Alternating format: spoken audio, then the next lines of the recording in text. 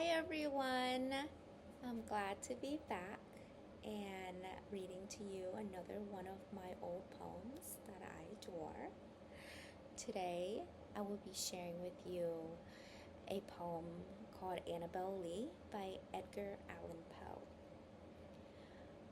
Background of Poe is he is a renowned poet in the 19th century, and he wrote this poem in 1849 near the end of his life, and many people believe that this poem was inspired by the death of his wife Virginia 2 years before he wrote it. For me, I believe that this could be about his childhood sweetheart named Sarah Royster. What makes me think when I read this poem is how powerful love and memory can be and how they intertwine. Sometimes the people we care about shape our hearts so deeply, and they are permanently carved in there, and part of them will stay with us forever. One of my favorite things about this poem is also how simple the story is. Two people falling in love when they're young, and life just takes one of them away too soon. Yet the protagonists still believe their connection cannot be broken.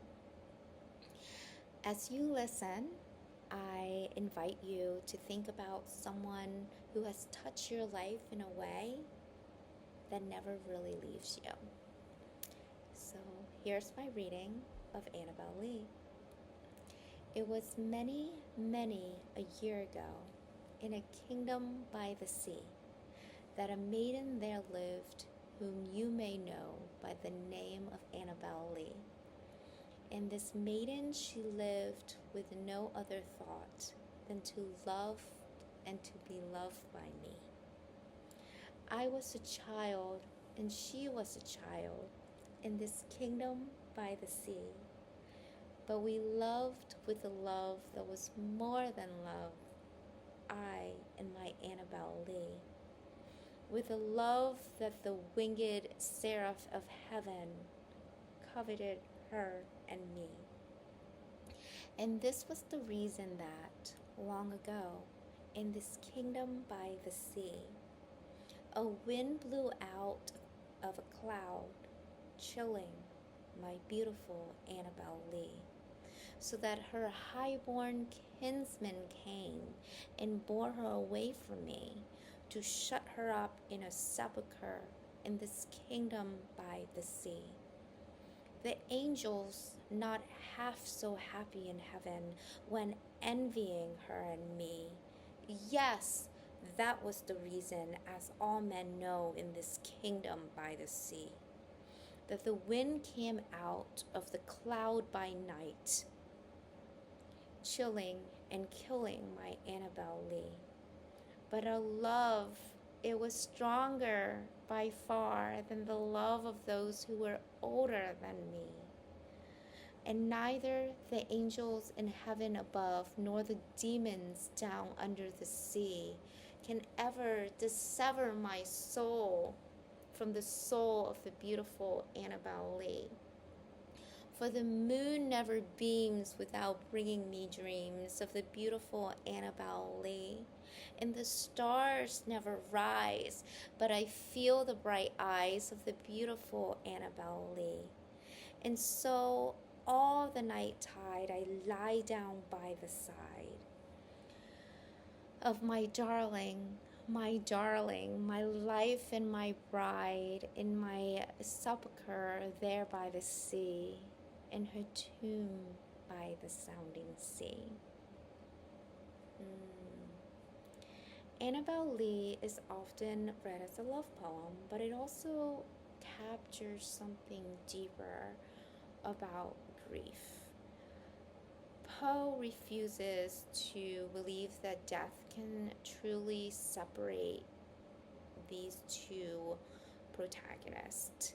His love stays frozen in time, which makes the poem feel both beautiful and sad.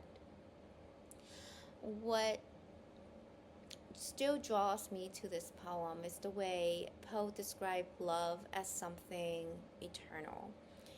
Even though the protagonist in the poem loses his lover, he refuses to believe that their bond has ended. There's powerful symbols in this poem that also deepens its meaning for me. That includes the sea appearing throughout the poem, and often for me this means mystery and loneliness and a wave of emotion and distance created by a situation. And in this poem is created by death. The angels that is coming to grab Annabel Lee represents forces outside of the couple's control, often like the world interfering with their happiness. And the tomb by the sea symbolizes how the protagonist's love remains tied to his lover even after she passed away. This poem was also written by Poe months before his own death, so it was published only 2 days after he died as well. So in a way, it feels like one of the final reflection of love and loss to me. Thank you for listening.